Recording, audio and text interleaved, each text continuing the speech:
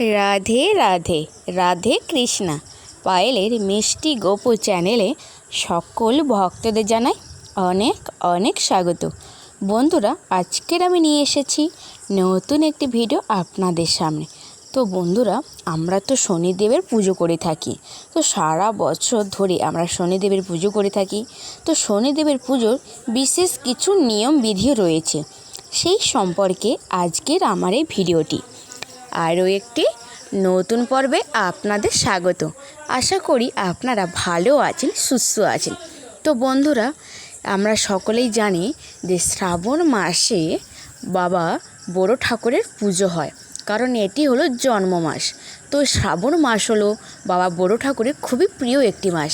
এই মাসে নিয়ম নিষ্ঠা ভরে যদি পুজো করতে পারেন, তাহলে শনিদেব প্রসন্ন হয়ে আপনার সকল মনস্কামনা পূরণ করবে এবং আপনার যদি জন্মকুণ্ডলিতে যদি কোনো মৃত্যুযোগ থেকে থাকে, তা অনেকাংশে কেটে যাবে। তো বন্ধুরা, আপনারা অবশ্যই এই ভিডিওটি স্কিপ না করে প্রথম থেকে শেষ পর্যন্ত অবশ্যই মনোযোগ সহকারে শ্রবণ করুন, আপনাদের ভালো লাগবে।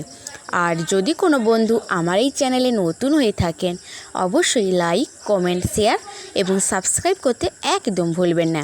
তো বন্ধুরা, এবার আসা যাক ভিডিওর মূল পর্বে। বন্ধুরা, আজকের পর্বে আমরা জানব যে প্রত্যেক মাসে শনিবার দিন শনিদেবকে তুষ্ট রাখতে গেলে কি কি নিয়ম বিধি পালন করতে হয়, তা আজকের আমরা জানব। সনাতন হিন্দু ধর্মে সূর্যদেব এবং দেবী ছায়ার সন্তান হলেন শনিদেব এবং ছায়া হলেন বিশ্বকর্মার মেয়ে। এই কারণে শনিদেবকে ছায়াপুত্র বা ছায়ানন্দ হিসেবে আমরা সকলেই জানি। বন্ধুরা, আমরা কিন্তু সকলেই জানি শনিদেব হলো ন্যায়পরায়ণ দেবতা।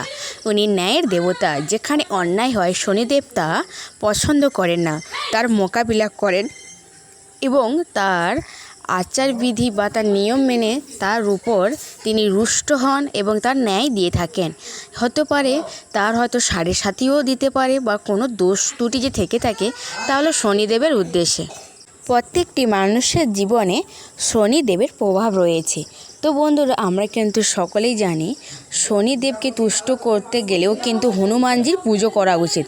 হনুমানজিকে যদি পুজো বা সন্তুষ্ট করতে পারেন, তাতেও কিন্তু শনিদেব কিন্তু খুবই প্রসন্ন হয়। বন্ধুরা, আমরা কিন্তু সকলেই জানি শনিদেব কারোর জন্মছকে থাকলে তার যেমন শুভ ফল দেয়, ঠিক তেমনই কারোর বিপরীত মানে কারোর জন্মছকে শনিদেবের কুপ্রভাব থাকলেও তার কিন্তু শত বাধা বিপত্তি, যে কাজে যায় সে কাজে সে বিফল হয়।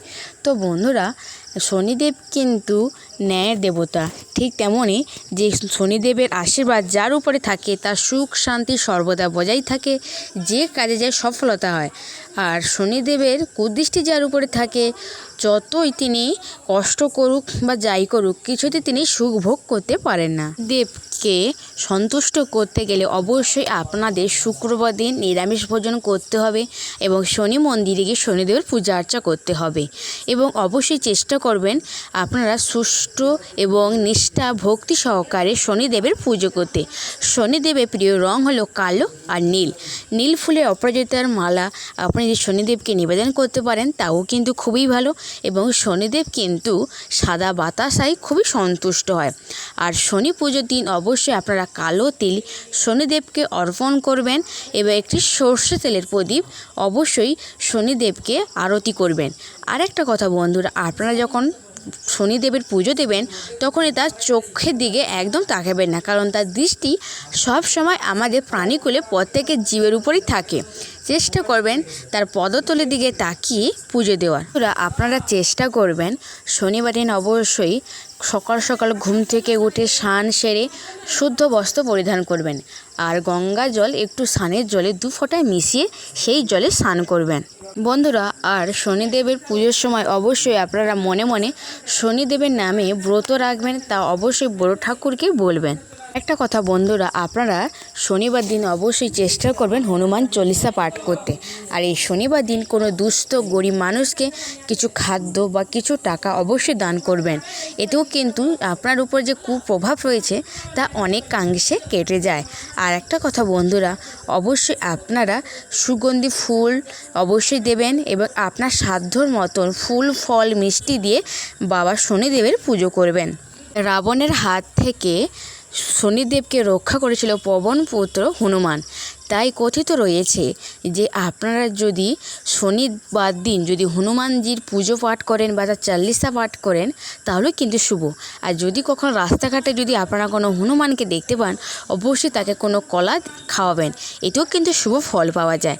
আর শনিবার দিন অবশ্যই আপনারা কালো তিল মিশিয়ে রুটি গোল গোল করে কোনো গরুকে খাবেন, এতেও কিন্তু আপনার জীবনে যে দোষ বা ত্রুটি থাকে তা অনেকাংশে কেটে যায়। বন্ধুরা, অনেকে কিন্তু শনিদেবের পুজো করার সময় অনেকে নির্জলা থাকেন। যারা নির্জলা থাকতে পারবে না তারা অবশ্যই জল শরবত ফলকেও শনিদেবের ব্রত করতেও পারেন, এতে কোনো অসুবিধাও নেই। বন্ধুরা, আমরা কিন্তু সকলেই জানি অসত্য কাছে কিন্তু দেবী বা দেবতার বসবাস। তাই শনিবার দিন চেষ্টা করবেন অবশ্যই একটি কালো তিল সর্ষের তেলে মাটির প্রদীপে জ্বালিয়ে অবশ্যই অসত্য গাছের গোড়ায় অবশ্যই এটি জ্বালাবেন এবং এটি নিবেদন করবেন। আর এই দিন অবশ্যই একটি লাল জবা ফুল দিয়ে আসবেন, ধূপ দ্বীপ দিয়ে আরতিও করবেন এবং চেষ্টাও করবেন। তো বন্ধুরা, অবশ্যই আপনারা নিষ্ঠা ভরে পুজো করবেন। ভিডিওটি আমি এখানে শেষ করলাম। রাধে রাধে, জয় শ্রীকৃষ্ণ।